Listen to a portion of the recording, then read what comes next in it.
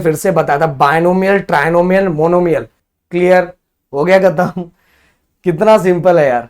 अब देखो highest degree देखने का, इसके अंदर जब नंबर ऑफ डिग्री आपको दिखाई दे रहा है, हम स्टार्ट करने जा रहे हैं प्रैक्टिस है 3.1 और बहुत अच्छे प्यारे प्यारे टॉपिक है इसके अंदर। अगर समझोगे तो बहुत ज्यादा आसान है। बहुत सारे बच्चों को ये चैप्टर सबसे ज्यादा डिफिकल्ट लगता होगा। तो चलो स्टार्ट करते हैं, चीजें देखो धीरे धीरे समझ में आ जाएगा।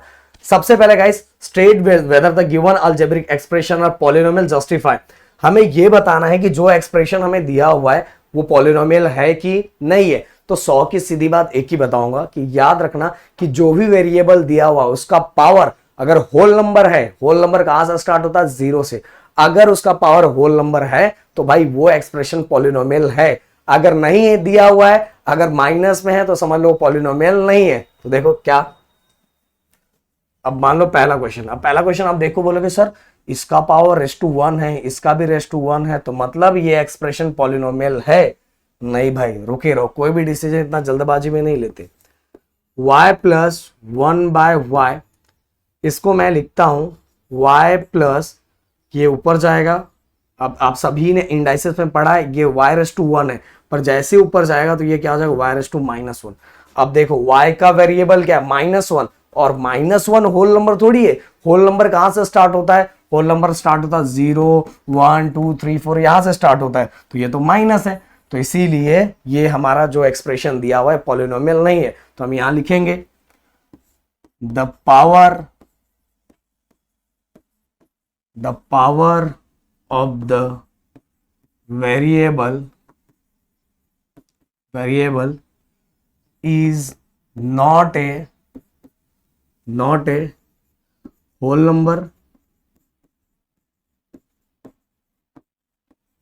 Number, therefore it is not a polynomial।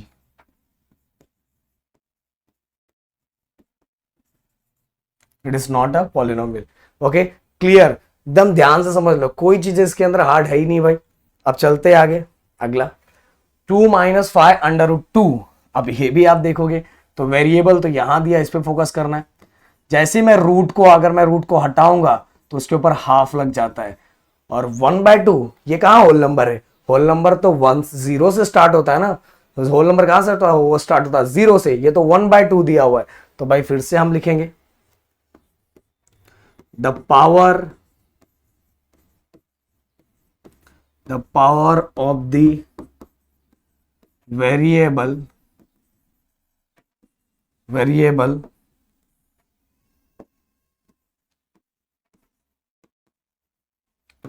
Variable is not a whole number,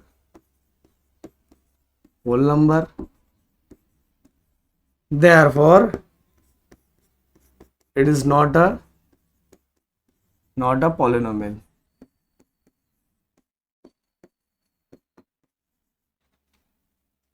okay clear, एकदम ध्यान से देखो भाई, सबसे बस एक ही चीज देखते जाओ, आगे चलते हैं। हाँ ये देखो, इसका भी 1 है, इसका भी 2 है। 2 है मतलब 2 तो होल नंबर है ना, तो हो गया काम।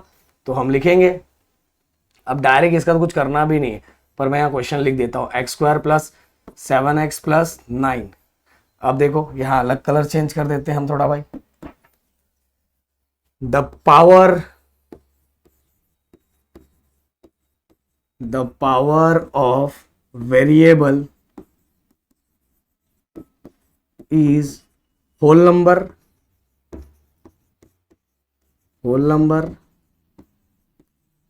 therefore it is a polynomial।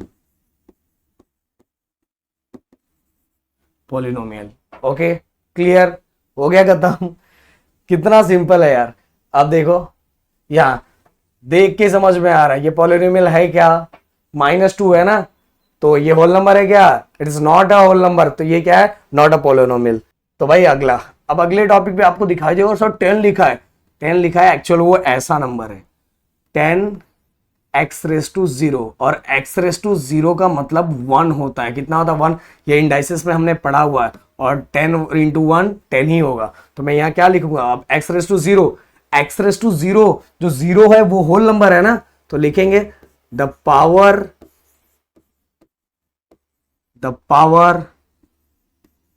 Of the variable, the power of the variable is whole number,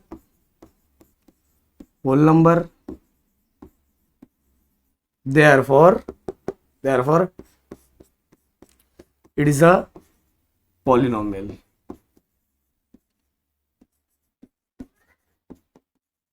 okay clear. अब बढ़ गए आगे, अगला क्वेश्चन अपने को क्या दिया होगा इस, right the coefficient of m cube in each of the given polynomial.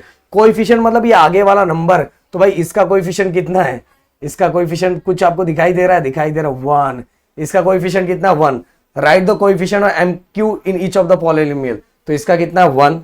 आगे सेकंड का चलते हैं, देखो m क्यूब देखो ध्यान दो कितना है, ये देखो, तो इसका कोएफिशिएंट है -3। अब आगे ध्यान दो, अब m क्यूब देखो कहां है, ये देखो m क्यूब है, और इसका कोएफिशिएंट क्या है -2/3। कितना सिंपल क्वेश्चन दिया हुआ है। आगे चलते हैं, write the polynomial in x using given information. पहला monomial with degree 7, write the polynomial x using given information, monomial with degree 7। अपने को देखो मोनोमियल, बायनोमियल एंड ट्राइनोमियल ऐसा होता है, मोनोमियल, बायनोमियल, ट्राइनोमियल। अगर कोई भी ऐसा सिंगल डिजिट लिखा हुआ है, ये हमारा हो जाता है गाइस मोनोमियल, और अगर इसी के साथ मैं एक नंबर और ऐड कर दूं, ये हो जाएगा हमारा बायनोमियल, और इसी के साथ अगर मैं ऐसा कुछ ऐड कर दूं तो ये हो जाएगा first term, second term, third term, तो ये हो जाएगा ट्राइनोमियल। जिसके अंदर एक ही टर्म है वो है हमारा मोनोमियल, जिसके अंदर 2 टर्म है वो है हमारा बायनोमियल, जिसके अंदर 3 टर्म है वो है हमारा ट्राइनोमियल। इसको ऐड मत करो 1 2, ये पूरा एक टर्म है, ये पूरा 2 टर्म है, ये पूरा एक टर्म है, तो 1 2 3 टोटल कितने टर्म हो गए, इसको काउंट करो। ओके, अब जैसे अपने को लिखा है मोनोमियल विद डिग्री 7, तो भाई डिग्री 7 मतलब पावर, तो आप लिख सकते हो कुछ भी जो आपको अच्छा लगे, 35x⁻⁷ एक ही दिया है, हो गया। ओके, ये एक ही टर्म है ना, एक ही टर्म है, तो मोनोमियल हो गया, मोनोमियल विद डिग्री 7। अब बायनोमियल विद डिग्री 35, बायनोमियल बोला है तो चलो यहां लिख दो 75x⁻35 प्लस 3, हो गया ना, 2 टर्म हो गए, तो ये हो गया बायनोमियल। इसके बाद ट्राइनोमियल विद डिग्री 8, अब कर दो ट्राइनोमियल, इधर भी एक डिग्री 8 बोला है। ओके, डिग्री 8 बोला है, एक मिनट, डिग्री 8 मतलब डिग्री मतलब वही पावर, हाँ कुछ भी लिखो जो आपको मर्जी करे, 7x⁸, और ट्राइनोमियल है ना तो 3x, ये 1 2 3, बस एक को हमने एक किसी को बता दो, तो ये देखो 7x⁸, तो इसका डिग्री कितना है, इसका डिग्री हाईएस्ट डिग्री कितना है 8। ओके क्लियर, हाईएस्ट डिग्री देखो, हाईएस्ट डिग्री 8 है, तो first term, second term, third term trinomial हो गया। तो अब बात करते हैं write the degree of the given polynomial. देखो भाई, इसका डिग्री जो आपको दिखाई दे रहा है, ये हमें बोला बस ये ओनली नंबर दिया हुआ है, तो x⁻�0।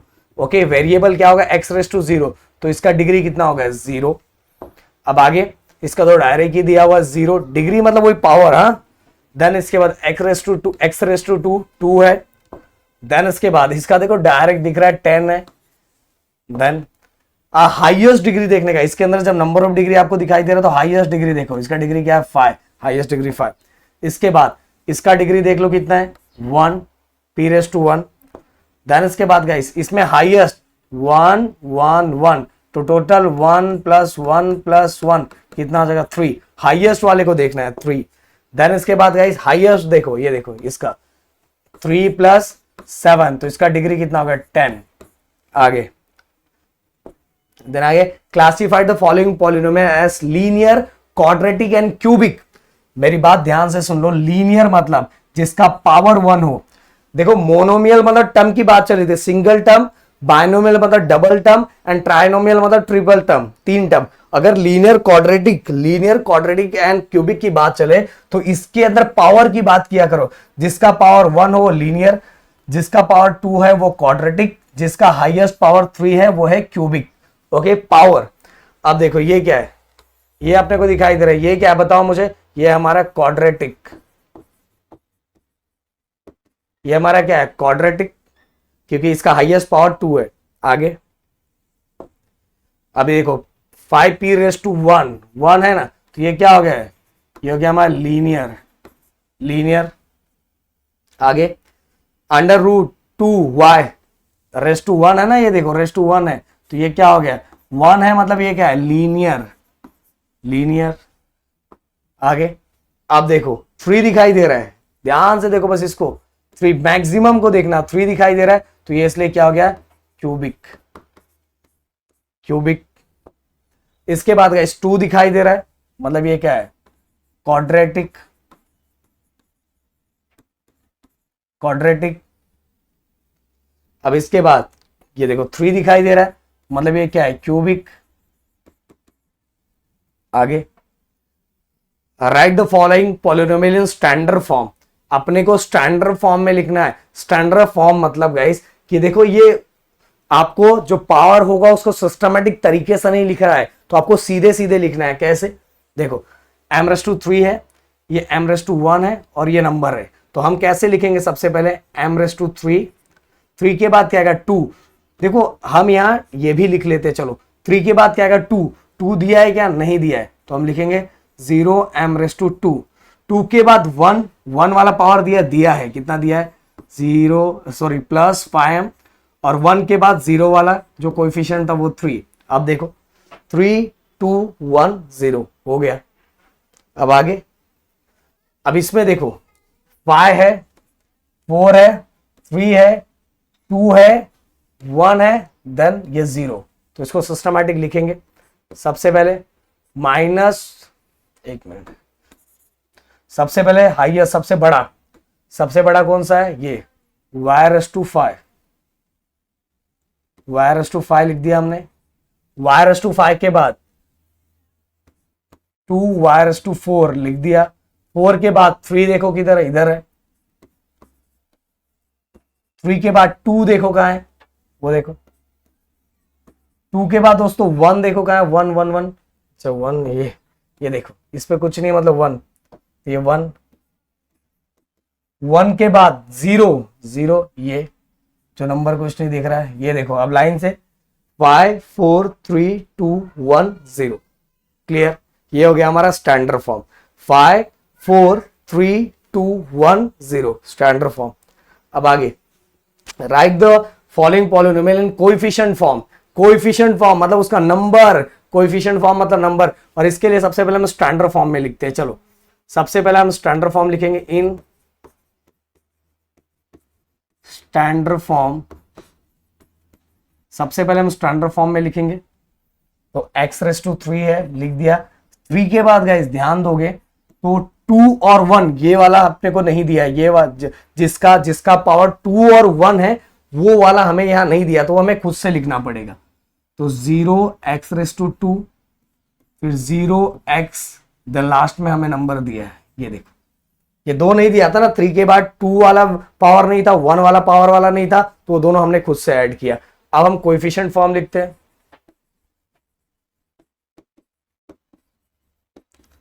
कोएफिशिएंट फॉर्म में क्या हो जाएगा, सबसे पहले 1 0 0 -2 हो गया। क्या ही है भाई, क्या ही है इसके अंदर, 1 0 0 -2, क्लियर। अब आगे चलते हैं 5y। अब 5y पे अगर हम फोकस करें तो हमें बस ये लास्ट वाला नंबर 1 के बाद क्या बचता है, एक 0 बचता है, ये नहीं दिया है। देखो 1 के बाद क्या बचता है, 0 बचता है, 1 यहाँ 1 वेरिएबल, और इसके बाद क्या बचा, एक 0 वाला ही बचता है ना, तो हम यहां लिखेंगे फिर से इन स्टैंडर्ड फॉर्म, तो क्या होगा 5y + 0। अब कोएफिशिएंट फॉर्म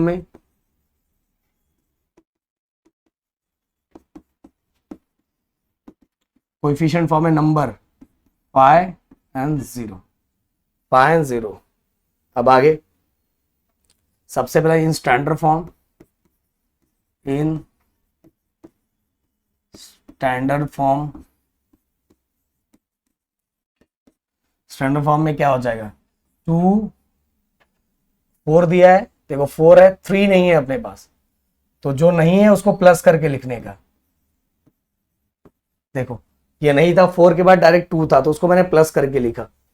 3 के बाद 2 है, 2 के बाद 1, 1 कहां दिया है, 1 नहीं दिया है ना, डायरेक्ट 0 वाला नंबर दिया है, 0 वाला दिया है अपने को, 1 वाला नहीं दिया है, तो नहीं दिया है तो उसको भी हम लिखेंगे 0m।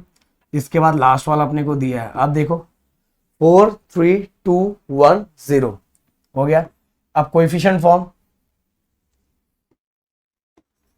Coefficient form, coefficient form में लिखेंगे 2 0 -3, देखो आगे का लिखते रहो, 2 0 -3 0 7 हो गया कोएफिशिएंट फॉर्म। ओके, अब आगे -2/3, -2/3, तो भाई ये लास्ट ही नंबर है ना, ये लास्ट ही नंबर है, तो इसका कोएफिशिएंट कितना होगा, इसका कोएफिशिएंट डायरेक्ट ही कोएफिशिएंट होगा -2/3, इसका कोएफिशिएंट कितना होगा, -2/3। अब right the polynomial in standard form, right the polynomial in standard form, अपने को ये अपने को कोएफिशिएंट दिया हुआ, इसको स्टैंडर्ड फॉर्म में लिखना है, तो हम लिख सकते हैं, कोई टेंशन नहीं है। स्टैंडर्ड फॉर्म, स्टैंडर्ड फॉर्म में क्या 1 2 3 दिया है ना, तो लास्ट वाला 3 पहले लिख दो, देन प्लस, इसके बाद 2x 1 हो गया, प्लस 1x⁻²। ओके देखो 0 1 2, ये हमारा इसका पावर 0 रहेगा, इसका पावर 1 रहेगा, इसका पावर 2 रहेगा, ये देखो। और वैसे 1 वाला कोएफिशिएंट वैसे लिखते नहीं, पर हमने यहां लिख के बता दिया, तो नंबर देखो 1 वाला पावर 2 वाला पावर हो गया स्टैंडर्ड फॉर्म। इसके बाद फिर से ये 0 power 1 power 2 power 3 power 4 power, तो देखो अब लिखेंगे इन स्टैंडर्ड फॉर्म,